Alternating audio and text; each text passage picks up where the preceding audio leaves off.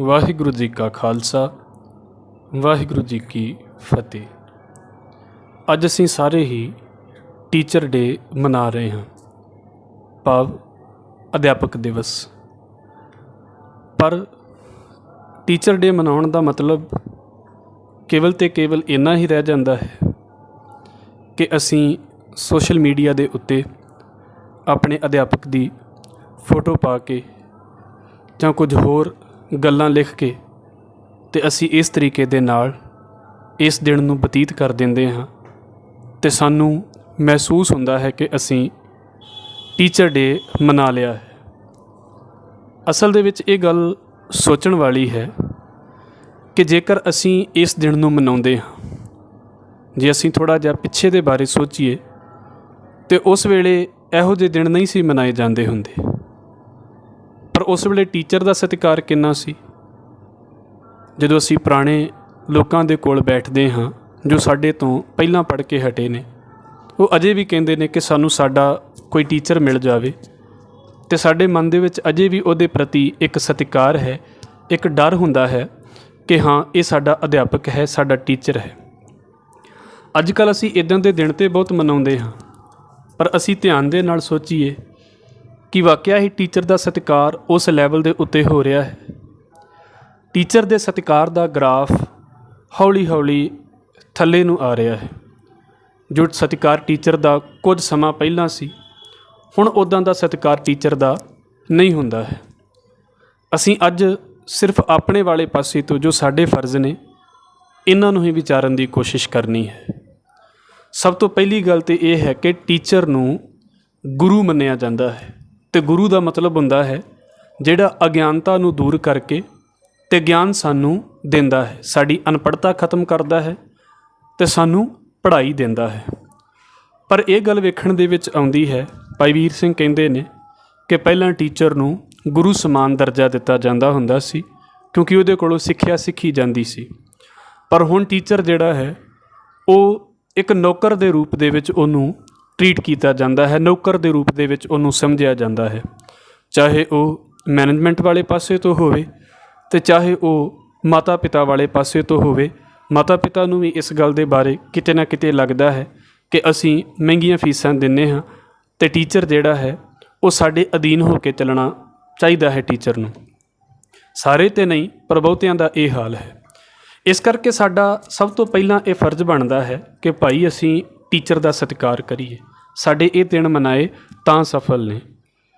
ਜਦੋਂ ਅਸੀਂ ਟੀਚਰਾਂ ਦੇ ਹਾਲ ਵੇਖਦੇ ਹਾਂ ਅੱਜ ਕੱਲ੍ਹ, ਤਾਂ ਬੜੇ ਦੁੱਖ ਜਿਹੇ ਦੇ ਨਾਲ ਕਹਿਣਾ ਪੈਂਦਾ ਹੈ ਕਿ ਟੀਚਰ ਦਾ ਕੰਮ ਤਾਂ ਵੈਸੇ ਵਿੱਦਿਆ ਪੜ੍ਹਾਉਣਾ ਹੈ, ਪਰ ਉਹਨੂੰ ਹੋਰ ਕਿੰਨੇ ਕੰਮ ਨਾਲ ਦਿੱਤੇ ਹੁੰਦੇ ਨੇ ਵੀ ਇਹਨੇ ਨਾਲ ਰਜਿਸਟਰ ਵੀ ਤਿਆਰ ਕਰਨੇ ਨੇ, ਇਹਨੇ ਨਾਲ ਪਿੰਡ ਦੇ ਵਿੱਚ ਚੱਕਰ ਵੀ ਲਾਉਣਾ ਹੈ, ਪਿੰਡ ਦੇ ਲੋਕਾਂ ਦਾ ਹਿਸਾਬ ਕਿਤਾਬ ਵੀ ਰੱਖਣਾ ਹੈ। ਜੋ ਸਰਕਾਰ ਦੇ ਵੱਲੋਂ ਉਹਨਾਂ ਦੀਆਂ ਡਿਊਟੀਜ਼ ਆਉਂਦੀਆਂ ਨੇ, ਉਹਨਾਂ ਡਿਊਟੀਜ਼ ਨੂੰ ਵੀ ਉਹਨਾਂ ਨੇ ਵੇਖਣਾ ਹੁੰਦਾ ਹੈ। ਫਿਰ ਉਹ ਜਿਹੜਾ ਟੀਚਰ ਦਾ ਪੜ੍ਹਾਉਣ ਦਾ ਸਮਾਂ ਹੁੰਦਾ ਹੈ ਉਹ ਤਾਂ ਇਹਨਾਂ ਚੀਜ਼ਾਂ ਦੇ ਵਿੱਚ ਵੀ ਨਿਕਲ ਜਾਂਦਾ ਹੈ। ਅਤੇ ਜਦੋਂ ਟੀਚਰ ਨੂੰ ਪੜ੍ਹਾਈ ਤੋਂ ਇਲਾਵਾ ਇੰਨੇ ਕੰਮ ਦਿੱਤੇ ਨੇ, ਉਹਦੇ ਤੋਂ ਇਹ ਵੀ ਗੱਲ ਸਾਨੂੰ ਪਤਾ ਲੱਗ ਜਾਂਦੀ ਹੈ ਵੀ ਸਾਨੂੰ ਟੀਚਰ ਵੈਸੇ ਪੜ੍ਹਾਈ ਲਈ ਨਹੀਂ ਚਾਹੀਦਾ, ਸਾਨੂੰ ਤਾਂ ਆਪਣਾ ਪ੍ਰਬੰਧ ਚਲਾਉਣ ਲਈ ਚਾਹੀਦਾ ਹੈ ਵੀ ਸਾਡਾ ਪ੍ਰਬੰਧ ਚੰਗਾ ਚੱਲਦਾ ਰਹੇ।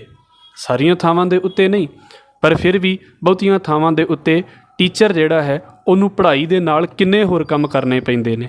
ਇਹਦਾ ਭਾਵ ਇਹ ਨਹੀਂ ਅਸੀਂ ਇਹ ਕਹਿ ਸਕਦੇ ਵੀ ਟੀਚਰ ਨੂੰ ਕਰਨੇ ਜ਼ਰੂਰੀ ਨੇ, ਪਰ ਉਹਦਾ ਮੁੱਢਲਾ ਕੰਮ ਪੜ੍ਹਾਉਣਾ ਹੀ ਹੈ। ਜਦੋਂ ਉਹ ਇਹਨਾਂ ਕੰਮਾਂ ਦੇ ਵਿੱਚ ਆਪਣਾ ਧਿਆਨ ਲਗਾਵੇਗਾ ਅਤੇ ਫਿਰ ਪੜ੍ਹਾ ਕਿਹੜੇ ਵੇਲੇ ਸਕੇਗਾ। ਦੂਸਰਾ ਪਾਸਾ, ਜਦੋਂ ਅਸੀਂ ਟੀਚਰ ਦੇ ਸਤਿਕਾਰ ਦੀ ਗੱਲ ਕਰਦੇ ਹਾਂ ਅਤੇ ਅਕਸਰ ਜਿਨ੍ਹਾਂ ਦੇ ਨਾਲ ਸਾਡੀ ਗੱਲਬਾਤ ਹੋ ਜਾਂਦੀ ਹੈ ਉਹ ਅਕਸਰ ਸਾਨੂੰ ਕਹਿੰਦੇ ਨੇ ਕਿ ਬੱਚੇ ਸਤਿਕਾਰ ਨਹੀਂ ਕਰਦੇ।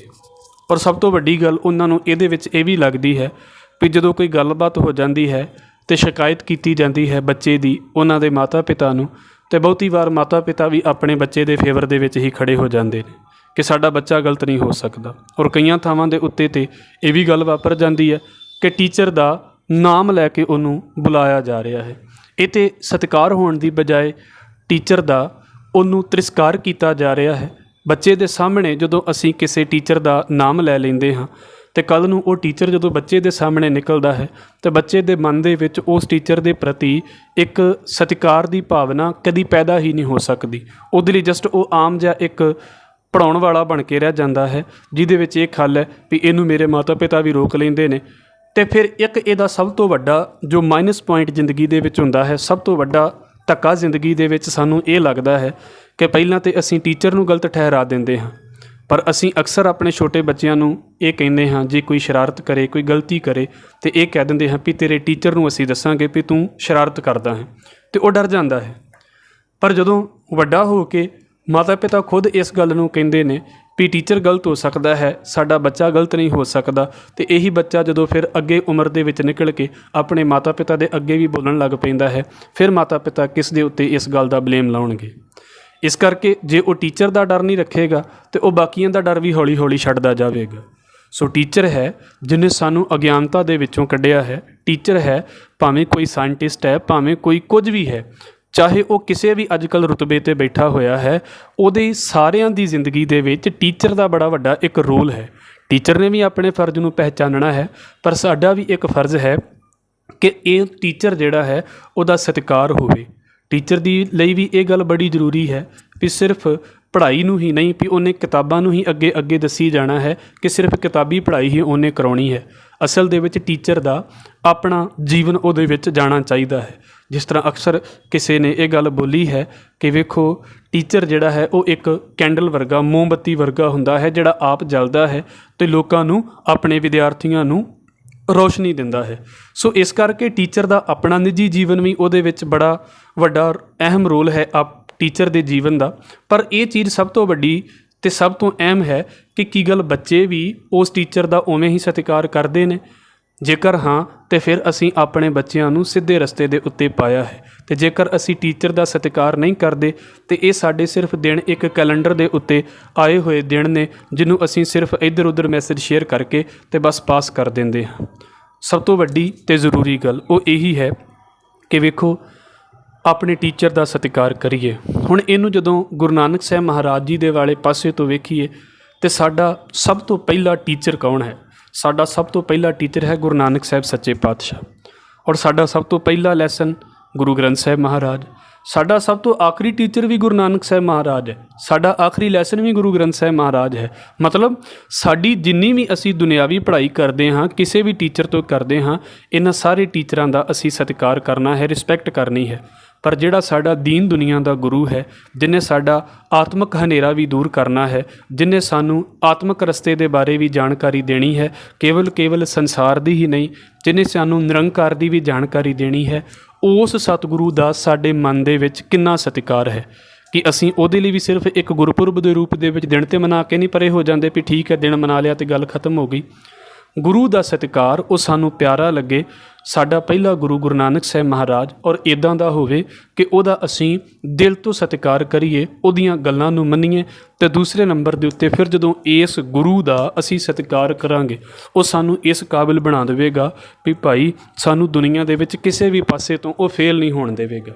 ਇਸ ਕਰਕੇ ਜਿਨ੍ਹਾਂ ਸਕੂਲਾਂ ਦੇ ਵਿੱਚ ਪੜ੍ਹਦੇ ਹਾਂ, ਉਹਨਾਂ ਸਕੂਲਾਂ ਦੇ ਵਿੱਚ, ਜਿਨ੍ਹਾਂ ਕਾਲਜ ਦੇ ਵਿੱਚ ਪੜ੍ਹਦੇ ਹਾਂ, ਉਹਨਾਂ ਦੇ ਵਿੱਚ ਵੀ ਆਪਣੇ ਟੀਚਰ ਦਾ ਸਤਿਕਾਰ, ਟੀਚਰ ਵੀ ਆਪਣਾ ਰੁਤਬਾ ਬਣਾ ਕੇ ਚੱਲੇ।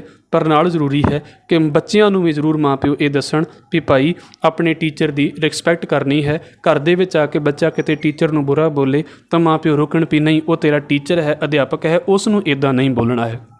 ਇੱਕ ਬੜੀ ਕਮਾਲ ਦੀ ਘਟਨਾ ਜਸਵੰਤ ਸਿੰਘ ਨੇਕੀ ਹੋਣਾ ਨੇ ਬੋਲੀ ਹੈ ਕਿ ਟੀਚਰ ਕਿਵੇਂ ਦਾ ਹੋਣਾ ਚਾਹੀਦਾ ਹੈ। ਉਹ ਕਹਿੰਦੇ ਸਾਡੇ ਸਕੂਲ ਦੇ ਵਿੱਚ ਗੁਰੂ ਗ੍ਰੰਥ ਸਾਹਿਬ ਮਹਾਰਾਜ ਜੀ ਦਾ ਪਾਠ ਰੱਖਿਆ ਹੋਇਆ ਸੀ। 10ਵੀਂ ਦੇ ਵਿੱਚੋਂ ਬੱਚਿਆਂ ਨੇ ਜਦੋਂ ਨਿਕਲਣਾ ਹੁੰਦਾ ਸੀ ਸਕੂਲ ਦੇ ਵਿੱਚੋਂ, ਅਤੇ ਹਰ ਸਾਲ ਪਾਠ ਰੱਖਿਆ ਜਾਂਦਾ ਸੀ, ਅਤੇ ਉਹਦੇ ਵਿੱਚ ਜੋ ਬੱਚਿਆਂ ਦੀ ਡਿਊਟੀ ਲੱਗਦੀ ਹੁੰਦੀ ਸੀ ਕਿ ਉਹਨਾਂ ਨੇ ਪਾਠ ਵਾਲੇ ਕਮਰੇ ਦੇ ਵਿੱਚ ਧਿਆਨ ਰੱਖਣਾ ਹੁੰਦਾ ਹੈ ਕਿ ਪਾਠੀ ਸਿੰਘ ਨੂੰ ਕਿਸੇ ਚੀਜ਼ ਦੀ ਜ਼ਰੂਰਤ ਹੈ ਅਤੇ ਉਹਦੇ ਇਸ਼ਾਰੇ ਨੂੰ ਸਮਝਣਾ, ਜਾਂ ਅਗਲੇ ਪਾਠੀ ਸਿੰਘ ਨੇ ਜਿਸ ਨੇ ਆਉਣਾ ਹੈ ਉਸ ਨੂੰ ਇਹ ਵੇਖਣਾ ਕਿ ਹਾਂ ਉਹ ਸਮੇਂ ਸਿਰ ਆ ਚੁੱਕਾ ਹੈ ਕਿ ਨਹੀਂ ਆਇਆ ਹੈ। ਜਸਵੰਤ ਸਿੰਘ ਨੇਕੀ ਹੋਣੇ ਕਹਿੰਦੇ ਨੇ ਕਿ ਸਾਡੀ ਡਿਊਟੀ ਸੀ ਰਾਤ ਦੇ ਸਮੇਂ ਦੇ ਵਿੱਚ, ਅਤੇ ਪ੍ਰਿੰਸੀਪਲ ਨਰਿੰਦਰ ਸਿੰਘ ਸੋਚ ਹੋਣਾ ਨੇ ਸਾਡੇ ਘਰ ਦੇ ਵਿੱਚ ਆਉਣਾ ਸੀ। ਉਸ ਥਾਂ ਦੇ ਉੱਤੇ ਉਹਨਾਂ ਨੇ ਪਾਠ ਕਰਨਾ ਸੀ, ਅਤੇ ਹੁਣ ਜਦੋਂ ਆ ਕੇ ਉਹ ਪਾਠ ਕਰਦੇ ਨੇ ਅਤੇ ਉਹਨਾਂ ਦੀ ਵਾਰੀ ਸੀ ਰਾਤ ਦੇ ਸਮੇਂ, ਅਤੇ ਉਹਨਾਂ ਨੇ ਇਹ ਸੋਚਿਆ ਕਿ ਮੈਨੂੰ ਆ ਕੇ ਉਹ ਕਹਿੰਦੇ ਨੇ ਕਿ ਅੱਜ ਮੇਰੀ ਥਾਂ ਦੇ ਉੱਤੇ ਪਾਠ ਤੂੰ ਕਰੇਂਗਾ। ਤਾਂ ਕਹਿੰਦੇ ਜੀ ਮੈਂ ਕਿਹਾ ਕਿ ਗੁਰੂ ਗ੍ਰੰਥ ਸਾਹਿਬ ਮਹਾਰਾਜ ਜੀ ਦਾ ਲੜੀਵਾਰ ਸਰੂਪ ਪ੍ਰਕਾਸ਼ ਹੈ, ਮੈਂ ਪਾਠ ਨਹੀਂ ਕਰ ਸਕਦਾ, ਮੈਨੂੰ ਇਸ ਤੋਂ ਪਾਠ ਨਹੀਂ ਕਰਨਾ ਆਉਂਦਾ, ਮੈਂ ਕਦੀ ਤਾਬਿਆ ਬਹਿ ਕੇ ਪਾਠ ਨਹੀਂ ਕੀਤਾ ਹੈ। ਉਹ ਕਹਿੰਦੇ ਨੇ ਕਿ ਤੇਰੀ ਥਾਂ ਦੇ ਉੱਤੇ ਡਿਊਟੀ ਮੈਂ ਕਰਾਂਗਾ, ਤੂੰ ਮੇਰੀ ਥਾਂ ਦੇ ਉੱਤੇ ਬੈਠ ਕੇ ਪਾਠ ਕਰ, ਮੈਂ ਤੇਰੇ ਨਾਲ ਹੀ ਬੈਠਾ ਹੋਵਾਂਗਾ, ਜਿੱਥੇ ਕਿਤੇ ਤੈਨੂੰ ਭੁਲੇਖਾ ਲੱਗੇਗਾ ਮੈਂ ਉੱਥੇ ਤੇਰਾ ਪਾਠ ਠੀਕ ਕਰੀ ਜਾਵਾਂਗਾ। ਉਹ ਕਹਿੰਦੇ ਇੱਦਾਂ ਹੀ ਹੋਇਆ, ਮੈਂ ਤਾਬਾ ਬੈਠ ਗਿਆ, ਲਗਾਤਾਰ 1 ਘੰਟਾ ਉਹਨਾਂ ਦੀ ਵਾਰੀ ਸੀ, ਮੈਂ 1 ਘੰਟਾ ਉਹਨਾਂ ਦੀ ਵਾਰੀ ਦੇ ਵਿੱਚ ਪਾਠ ਕੀਤਾ। ਅਤੇ ਜਦੋਂ ਮੈਂ ਅਗਲਾ ਪਾਠੀ ਆਇਆ ਅਤੇ ਉਸ ਨੇ ਮੈਨੂੰ ਉਠਾਇਆ, ਅਤੇ ਜਦੋਂ ਉੱਠਣ ਤੋਂ ਬਾਅਦ ਕਹਿੰਦੇ ਮੈਨੂੰ ਨਰਿੰਦਰ ਸਿੰਘ ਸੋਚ ਹੋਣੀ ਉਹ ਆਪਣੇ ਗਲ ਦੇ ਨਾਲ ਲੈ ਕੇ ਅਤੇ ਮੈਨੂੰ ਜੱਫੀ ਦੇ ਵਿੱਚ ਪਾ ਕੇ ਕਹਿੰਦੇ ਨੇ ਕਿ ਅੱਜ ਇਹ ਜਿਹੜਾ ਬੱਚਾ ਹੈ ਨਾ ਉਹ ਅਖੰਡ ਪਾਠੀ ਬਣ ਗਿਆ ਹੈ। ਕਹਿਣ ਦਾ ਭਾਵ ਕੀ ਹੈ ਕਿ ਟੀਚਰ ਵੀ ਆਪਣੇ ਬੱਚਿਆਂ ਦਾ ਸਤਿਕਾਰ ਕਰੇ। ਪੜ੍ਹਾਈ ਤੋਂ ਉੱਤੇ ਵੀ ਬਹੁਤ ਕੁਝ ਹੁੰਦਾ ਹੈ ਜੋ ਬੱਚਿਆਂ ਨੇ ਟੀਚਰ ਦੇ ਵਿੱਚ ਵੇਖਣਾ ਹੁੰਦਾ ਹੈ ਅਤੇ ਟੀਚਰ ਨੇ ਬੱਚਿਆਂ ਦੇ ਵਿੱਚ ਵੇਖਣਾ ਹੁੰਦਾ ਹੈ। ਇਹ ਸਭ ਤੋਂ ਅਹਿਮ ਗੱਲ ਹੈ ਵੀ ਅਸੀਂ ਉਸ ਟੀਚਰ ਦਾ ਸਤਿਕਾਰ ਕਿਵੇਂ ਕਰਦੇ ਹਾਂ। ਇਸ ਗੱਲ ਨੂੰ ਜ਼ਰੂਰ ਅਸੀਂ ਸਮਝੀਏ। ਸਾਡੇ ਇਹ ਜਿਹੜੇ ਦਿਨ ਨੇ ਇਹ ਸਿਰਫ ਸੋਸ਼ਲ ਮੀਡੀਆ ਦੇ ਉੱਤੇ ਹੀ ਨਾ ਮਨਾਏ ਜਾਣ ਵੀ ਅਸੀਂ ਧੜੱਲੇ ਦੇ ਨਾਲ ਪੋਸਟਾਂ ਪਾਈ ਜਾਈਏ, ਪਰ ਟੀਚਰ ਦਾ ਸਤਿਕਾਰ ਹੌਲੀ ਹੌਲੀ ਘਟਦਾ ਜਾਵੇ।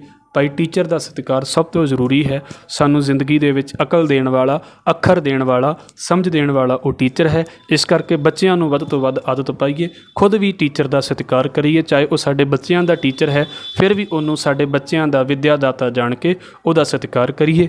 ਵਾਹਿਗੁਰੂ ਜੀ ਕਾ ਖਾਲਸਾ, ਵਾਹਿਗੁਰੂ ਜੀ ਕੀ ਫਤਿਹ।